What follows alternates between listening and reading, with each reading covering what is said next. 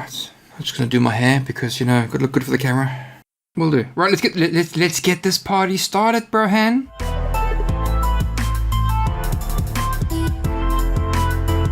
Hello guys and welcome back. Welcome back to this week's news. Yes, boys and girls, it is me, Bam Havoc, and I am here again, yet to set and destroy Drack's timetable and schedule.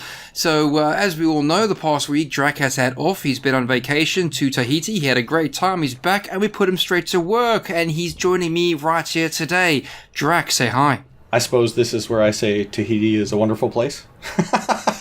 You say that. You say Tahiti is a wonderful place. Surf and turf. You had some sexy babes. All the good things, Drack. All the good things. Where were you really?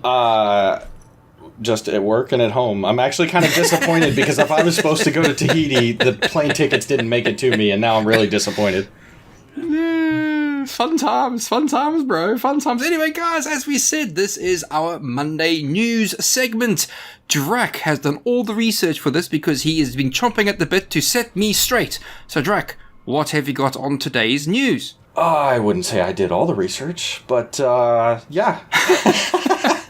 So, what's one thing that the Epic Store, with regards to all of the things that they've done and all the heat that they've been taking, what do you think is the one thing that they've probably been doing right?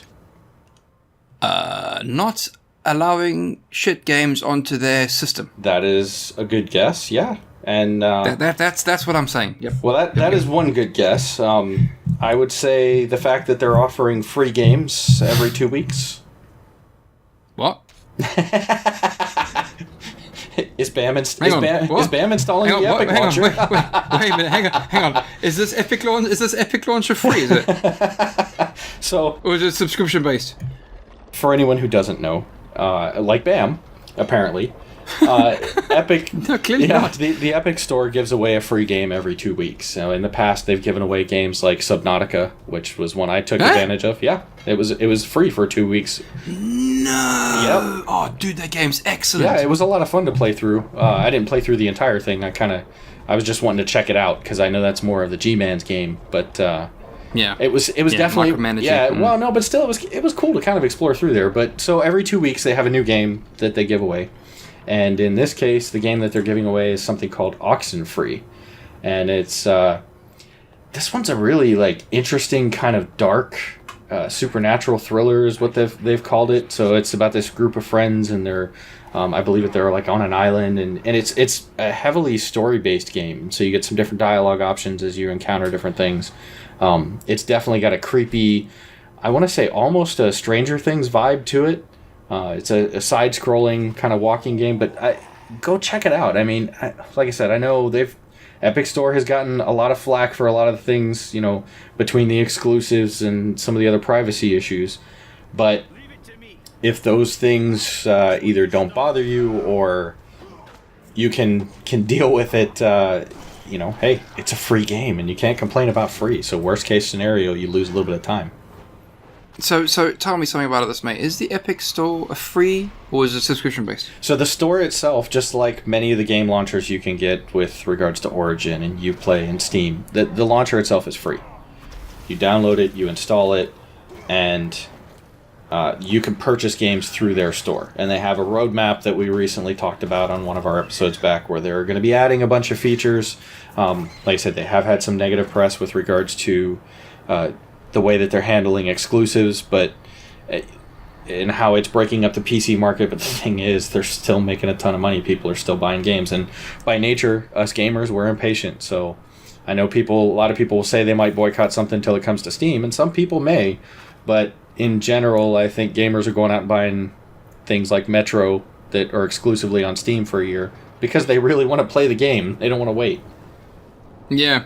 So, again, is this game that's free every 2 weeks on the subscription, or is it just on the launcher? No. This has nothing to do with a subscription. So you basically download and install the launcher, and then if you decide that you want Oxenfree or whatever game happens to be free during that time period, going forward in the future, you basically download and install the game, and it is free to you at that point in time, and it remains free to you afterwards. Like, I can still go in and play Subnautica. I swear to God, Atomic better get on this, because I'm a big fan of Atomic. The way they've got their thing, honestly, it's Atomic, get on this. Seriously, come on, guys.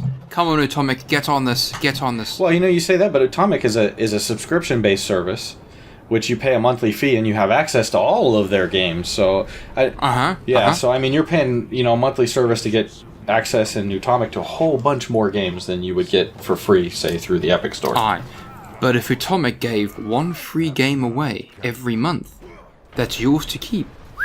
You definitely make some waves. Well, think about that. I think that sounds great. I'm not against it, but I think that the reason we're seeing Epic do this is because of all the Fortnite money that they have, that they can afford to give away, X number of game keys free.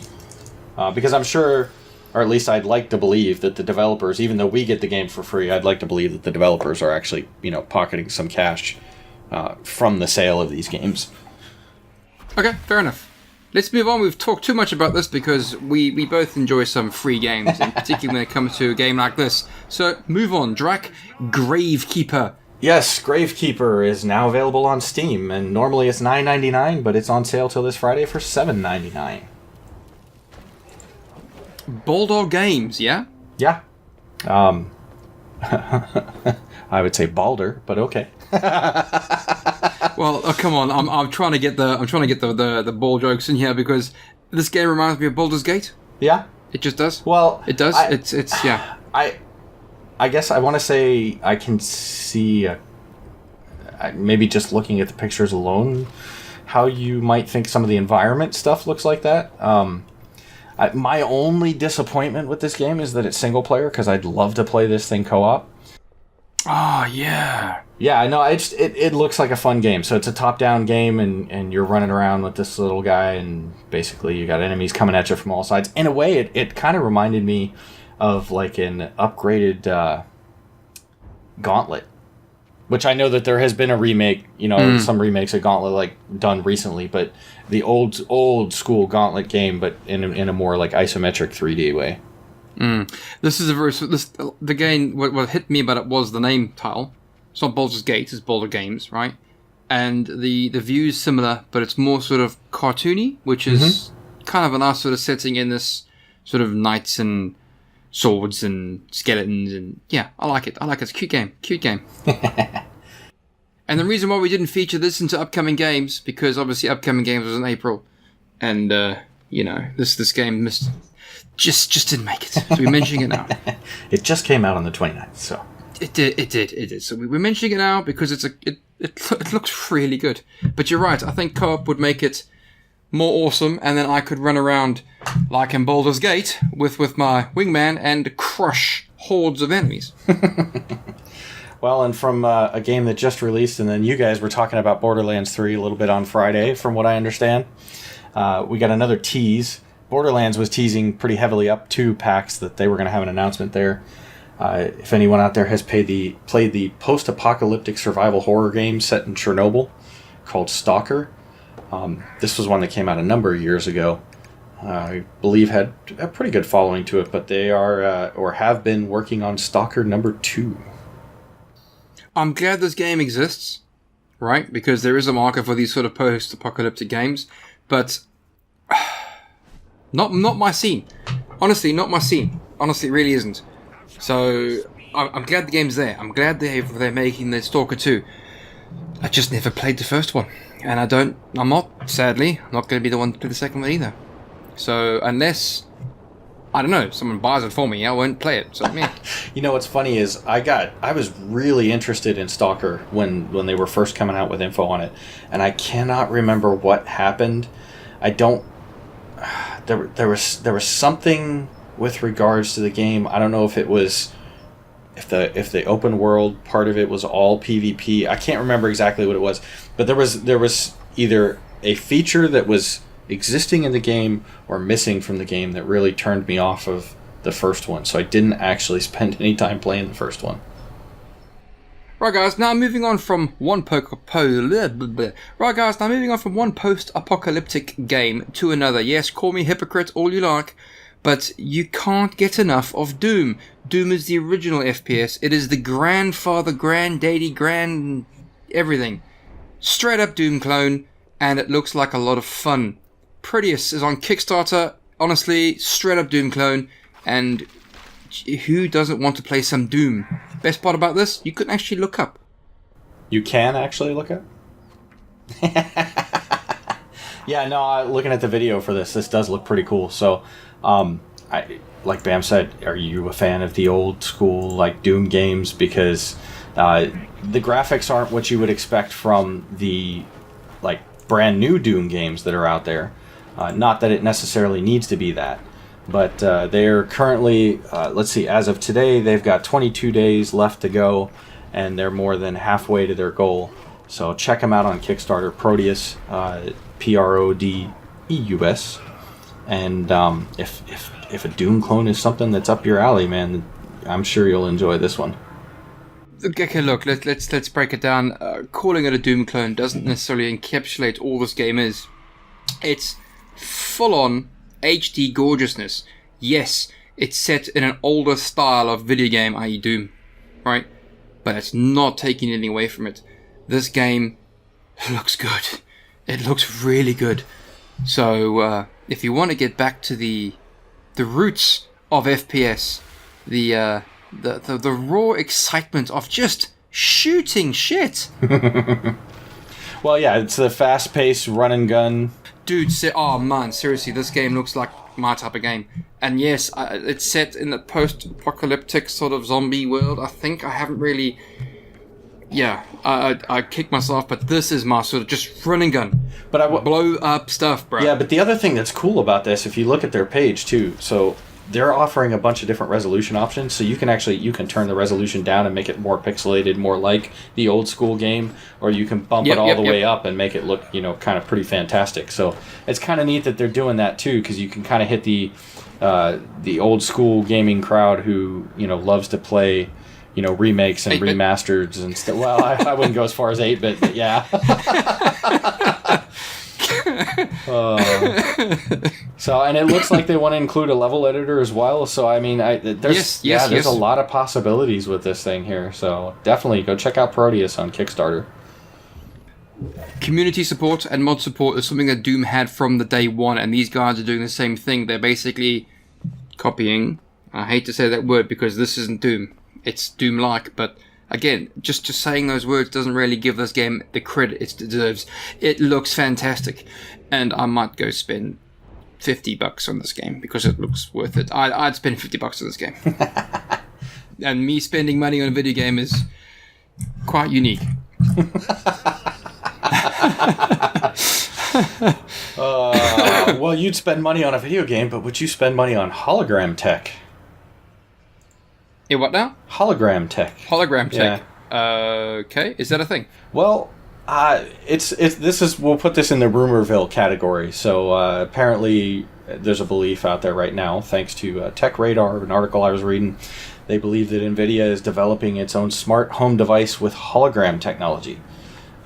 This is based on someone who took a picture of somebody who they said works for Nvidia on some kind of like public area or transportation where they were working on some slides for a presentation about hologram tech. So, does this mean we could see some kind of Nvidia phone that allows us to appear in each other's homes as we talk to each other as a hologram? I don't know. I don't know what this means. Whoa, stop there right there, right? Stop right there. I know when I answer the phone, if this is where you're going with that, and this actually makes a lot of sense, why not have a 3D hologram phone when you can just put your phone flat? But like the Star Trek and the Star Wars thing, I don't necessarily want to see the other person in their underwear.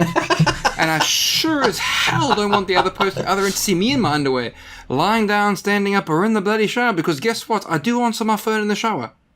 I don't answer my phone in the shower, but... I do, bro. Because, some phone calls are just that important. Yeah. When the wife, when you're having a good shower, the wife rings you, do you have any milk? I'm like, well, I don't know, I'm in the shower. I don't think my missus wants to see me in the shower, giving it the old dental floss routine in the middle of Tesco's. I don't think she wants to see that. And I don't think I'm a sight to behold to anybody else around that vicinity. I was just saying, if you think people on their cell phones are annoying now, just wait till everybody's walking around with a cell phone with hologram tech talking to people that aren't there. Mate, with you there. And the dude talking on the toilet and... Oh, dude, no! Oh. No, look, I like the idea. It's a great idea. I know there's motions towards Hologram Tech, but, you know, I'll have to wait and see. I don't want a hologram phone. No. Help me, Obi-Wan Kenobi. You're my only... sorry, hope. No, thanks. Yeah, that's what's going to happen. That's what's going to happen, bro. That's just the tinfoil idea I had that I threw out there. So who knows what this will actually be implemented for, but I'd be curious to see if something like this shows up, some kind of presentation shows up at, like, I don't know, E3 or GDC or something like that in the near future. Interesting tech. Keep your eye on it. But let's face it, it's going to be some really bad phone calls if you're going that rate. Right now, Drac, an interesting topic I brought to the table. Now, I know you're a fan of CD Projekt Red. I am too. I played me some Witcher 3, and I instantly became a fan of CD Projekt Red. Yes, I only ever played Witcher 3, and I haven't got very far with it, but. It's a great game. Great story, sucks you in, and I played it for 2 days straight. And I wasn't even halfway done in the game. Because there's just so much to see and so much to do, and I instantly became a fan. And when you told me about 2077 coming out, I'm like, oh, I'm all over that too. All over that. Not sure I'll ever be able to finish the damn game because it takes so bloody long for them to develop it. And we had a very, very good friend of ours who was a developer for the game talk to us about unrelated topics, but CD Projekt Red's revenue is down by 45%. Drac, are you concerned? This is where I cue up the Chicken Little Sky is Falling type audio. Is that what's going on? Well, no, look, it's basically, think about it this way, right? When was the last game CD Projekt Red launched? That's exactly where I go with this. So you got Witcher 3 Wild Hunt came out in, what was it, 2015, I think it was? So almost 4 years at this point. Yep. So here's the thing. The revenue's down. Everybody who wants Witcher 3, or almost everybody who wants it, has bought it. Correct. Okay, so the revenues. I know they had there was some kind of card game or something, Gwent. I think that they recently released. I'm not a big card game person, so it wasn't something that really interested me. But I'm betting if anybody is making this out to be like the sky is falling and CD Projekt Red is folding, no. When they release 2077 sometime in the next year or two, they're gonna be printing money, dude. Two. They won't launch this year. They'll launch in 2020. Right now, you see, I think, and don't get me wrong here, I know CD Projekt Red are incredibly secretive. They don't want shit getting out of no crack nor cranny. Now, with the latest sort of appalling debacles with regards to AAA games, and I include CD Projekt Red within this sphere of AAA because they make games just so good. 76, Anthem, Red Dead Redemption's online malarkey. I think CD Projekt Red are being overly cautious so that when the game launches, it will be perfect. There will be no problems. We're going to end on a happy note. Those of you out there that watch the YouTubes and the Twitch channels and whatnot may be familiar with a particular Twitch streamer called the Skyrim Grandma. Her name is Shirley Curry. She's 82 years old, and apparently she's been at Bethesda Studios, and they're doing the whole facial and mocap scanning and stuff. They're going to make her an NPC in Elder Scrolls 6, which I thought that is really cool. You've got someone who kind of stands out in the community, in large part, I think, because of her age, but because she's also really fun to watch play the game, and she has a really great time with it. So now they're gonna make her part of the next game, and I think that's cool. I just can't believe there's an 80-year-old playing Skyrim, because Skyrim is quite involved. You know, the blown away. Bloody well done. Yeah. So right, that's it. That's Monday's news. We blabbed a little bit extra on a few topics and probably ran a little bit long, but hopefully you stuck with us and enjoyed it. And I guess we've still got some figuring out for the rest of the week while these two guys get to go run off and have some fun at EGX Res. Yes, we will be attending EGX Rezzed. G arrives on Wednesday. I'm currently in our lovely abode. It is great. It is lovely. It is supple and succulent. G's gonna have a great time here. Bear in mind, I will quote this. G did say he doesn't care where he sleeps. He'll even sleep on a concrete floor. So, if he complains, it's all his fault. And on that happy note, I guess I'll take a cue from Bam. Toodle pip and goodbye. That's my line, bro. Seriously. Right, guys. I'll see you guys all later. Drac, thank you for stealing my outro. So I'll just go TTFN.